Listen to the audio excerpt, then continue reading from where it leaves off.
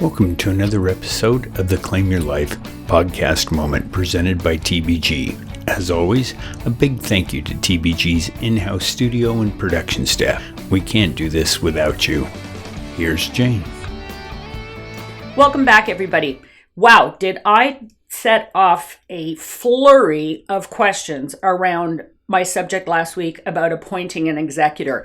And it was really interesting because it was all around two particular things I said.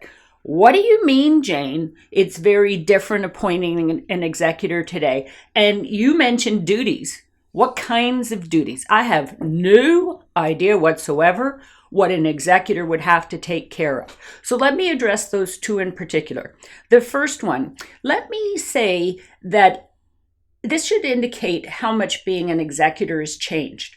There is now executor insurance that someone can take out once they become an executor to protect themselves while they are settling the estate of the deceased. I recommend that you speak with a lawyer about the particulars of this, but suffice to say, if there is now insurance to protect an executor, should give you an indication as to how much things have changed.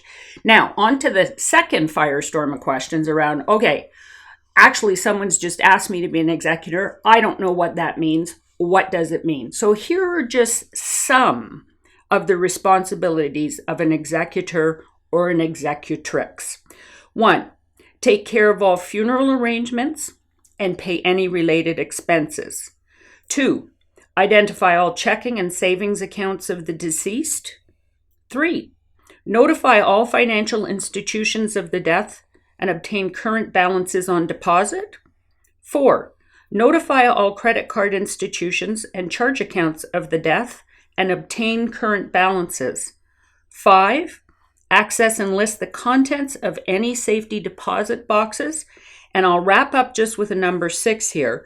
Review personal papers to determine all assets and liabilities, and then prepare a detailed statement. And it would be remiss of me if I didn't say locate all insurance policies and take note of the information about the amounts payable.